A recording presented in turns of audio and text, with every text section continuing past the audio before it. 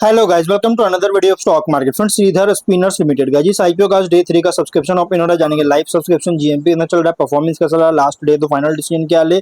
और गाइस जी, ये कोई रिकमेंडेशन वीडियो नहीं है, इसलिए जो भी फाइनल डिसीजन लीजिएगा अपने रिस्क पर लीजिएगा। चलिए फ्रेंड्स, वीडियो स्टार्ट करते हैं।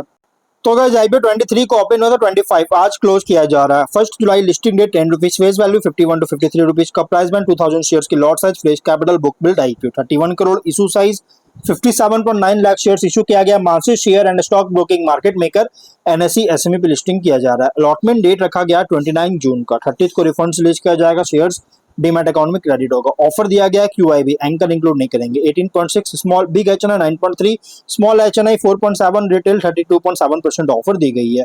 रिटेल ओनली 2 ऑर्डर बाई कर सकते हैं, 4000 शेयर्स मिलेंगे, 2.1 लाख पे करना पड़ेगा। Small HNI minimum 3 order by कर सकते हैं, 3.2 लाख पे करना पड़ेगा। मैक्सिमम 9 ऑर्डर बाई कर सकते हैं, 9.5 लाख पे करना पड़ेगा। Big HNI minimum 10 order by कर सकते हैं, 10.6 लाख पे करना पड़ेगा। मैक्सिमम कोई लिमिट नहीं है, लेकिन अगर 5 टाइम सब्सक्राइब होता है small HNI, retail, big HNI में, तो आपको मिनिमम लॉट होगा। जैसे small HNI only 3 lot, big HNI only 10 lot allotment किया जाएगा।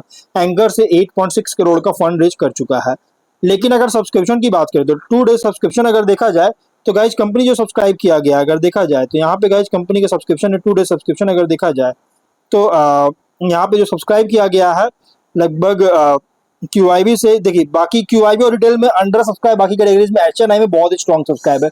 क्यूआईबी 39% बीट किया है, 4.2 लाख शेयर सब्सक्राइबर, 2.2 करोड़ का 2 एप्लीकेशन सबमिट हुआ। रिटेल में 73% सब्सक्राइबर, 13.8 लाख शेयर्स का बीट किया, 7.3 करोड़ का, 345 एप्लीकेशन सबमिट हुआ। लेकिन बिग एचएनआई और स्मॉल एचएनआई में बहुत ही स्ट्रॉन्ग सब्सक्राइबर, जबकि big HNI 4.9 time subscriber, 5.4 lakh shares offer था, 26.5 लाख शेयर्स बीट किया, 14 करोड़ का। Small HNI 2 time subscriber, 2.7 lakh shares का ऑफर था, 5.4 लाख शेयर्स का बीट किया, 2.8 करोड़ का। जो कि टोटल सब्सक्रिप्शन 1.3 टाइम का और फुल्ली से थोड़ा ज्यादा सब्सक्राइब देखने को मिल रहा है। 49.9 लाख शेयर्स का बीट किया, 26.4 करोड़ का, 506 एप्लीकेशन सबमिट हुआ। जो कि गाइस फुल्ली से थोड़ा ज्यादा सब्सक्राइब देखने को मिला है। जीएमपी अगर देखा जाए तो कंपनी का जो जीएमपी ट्रेड कर रहा है अगर देखा जाए 0 रुपीज का, विच मीन कंपनी फ्लैट या तो डिस्काउंट लिस्टिंग करेगा। बिजनेस कंपनी क्या करता है तो देखिए, कॉम्पैक्ट स्पन कॉटन यॉन का अलग अलग काउंट्स का मैन्युफैक्चरिंग में प्राइमरली कंपनी इंगेज है और मार्केटिंग के लिए B2B सेगमेंट पर मेजर फोकस है और फाइनेंस जो कि एक हाईली कॉम्पिटिटिव फ्रेगमेंटेड सेगमेंट में ऑपरेट कर रहा है। लेकिन फाइनेंशियल अगर देखा जाए तो टॉप लाइन में मार्जिनल ग्रोथ है, कोई बहुत स्ट्रॉन्ग ग्रोथ नहीं बल्कि मार्जिनल ग्रोथ है। लेकिन 24-25 में बॉटम लाइन जो स्टैटिक परफॉर्मेंस है, बट 26 में सरप्राइजिंग बूस्ट किया, सडन बूस्ट हुआ जो कि डाउट क्रिएट कर रहा है, प्लस कस्टमर को लेकर कंसर्न रेज कर रही है कि आगे सस्टेन कर पाता है या फिर नहीं। कॉम्पिटिटर क्या क्या है तो इसके कॉम्पिटिटर है एबी कॉर्डस्पिन इंडिया, सिद्धि कॉर्डस्पिन और या हरिकांता ओवरसीज, जजूर फाइबर्स, के सिल्क मिल्स, ये सभी इसके कॉम्पिटिटर जो कि सेम बिजनेस प्रोवाइड करता है। Objective incremental working capital requirement funding करना चाहता है, एग्जिस्टिंग मैन्युफैक्चरिंग फैसिलिटी में मशीनरीज का परचेज करना चाहता है, जनरल कॉर्पोरेट पर्पस के लिए फंडिंग चार्ज के लिए आईपीओ लेकर आया। Ratios ROE 24.6, RONW 20.7, ROCE 9.3, PAT margin 4.2, EBITDA margin 12% का, debt to equity 3.9 time, debt बहुत ही ज्यादा है इस कंपनी पर, और पीवी 2.8, पी रेशियो 13.4 टाइम का, प्रोमोटर होल्डिंग पे 96.5, पोस्ट इशू 70.5% का, मार्केट कैप 113.6 करोड़ के अराउंड है। इसके रिसेंट फाइनेंशियल डेटा के अकॉर्डिंग प्राइस बैंड जो रखा गया ओवरली बहुत ही एग्रेसिव प्राइस रखी गई है। लेकिन अगर हम इसका स्वॉट एनालिसिस करें तो स्ट्रेंथ अगर देखा जाए तो कॉटन यॉन और टेक्सटाइल स्पिनिंग सेक्टर में ऑपरेट कर रहा है और कॉटन यॉन का मैन्युफैक्चर में इंगेज है जो कि वेविंग, नेटिंग और टेक्सटाइल एप्लीकेशंस में यूज होता है। इंडिया की स्ट्रॉन्ग पोजीशन से बेनिफिट मिल रहा है ग्लोबल टेक्सटाइल और एप्पल इंडस्ट्री में, और मैन्युफैक्चरिंग इंफ्रास्ट्रक्चर जो कि स्टैब्लिश्ड किया है जिससे प्रोडक्शन एफिशिएंसी और स्केलेबिलिटी दोनों सपोर्ट करता है।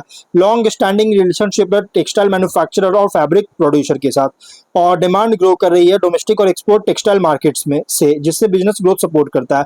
लेकिन वीकनेस अगर देखा जाए तो बिजनेस हाईली डिपेंड करता है कॉटन प्राइस और टेक्सटाइल इंडस्ट्री डिमांड पर। प्रॉफिटेबिलिटी भी सिग्निफिकेंटली अफेक्ट कर सकता है रॉ मटेरियल कॉस्ट में फ्लक्चुएशन के द्वारा, वर्किंग कैपिटल इंटेंसिव है इन्वेंट्री और रिसीवेबल रिक्वायरमेंट्स के कारण, रिलेटिवली स्केल बहुत स्मॉलर है लार्ज इंटीग्रेटेड टेक्सटाइल कंपनीज के कंपैरिजन में, रेवेन्यू कॉन्सेंट्रेशन है यॉन प्रोडक्ट्स में जिससे इंडस्ट्री साइकिल्स पर जो एक्सपोजर है इंक्रीज करता है। और लेकिन अपॉर्चुनिटीज की बात करें तो कॉटन, यॉन, टेक्सटाइल और अपैरल प्रोडक्ट्स के लिए डिमांड ग्रो कर रही है। वैल्यू एडेड यॉन प्रोडक्ट्स के में एक्सपैंड कर रहा है, जिससे मार्जिन इंप्रूव कर सकता है। टेक्सटाइल एक्सपोर्ट इंडिया से इंक्रीज हो रहा है, जिससे ग्रोथ अपॉर्चुनिटीज क्रिएट करता है। टेक्सटाइल सेक्टर से गवर्नमेंट का सपोर्ट मिल रहा है, जिससे लॉन्ग टर्म एक्सपेंशन बेनिफिट कर सकता है। और कैपेसिटी को एक्सपैंड करना, न्यू डोमेस्टिक और इंटरनेशनल मार्केट में एंटर करने का अपॉर्चुनिटी मिल रही है। लेकिन थ्रेट स्ट्रॉन्ग कंपटीशन है डोमेस्टिक और इंटरनेशनल यॉन मैन्युफैक्चरर से। कॉटन प्राइस में वोलेटिलिटी के कारण प्रॉफिटेबिलिटी इंपैक्ट कर सकता है। इकोनॉमिक स्लो डाउन के कारण टेक्सटाइल और एप्पल डिमांड को रिड्यूस कर सकता है। Export policies, global trade conditions में कोई भी बदलाव होता है तो बिजनेस को अफेक्ट कर सकता है। एनर्जी और लेबर कॉस्ट बहुत तेजी से राइज हो रहा है, जिससे मार्जिन प्रेशर कर सकती है।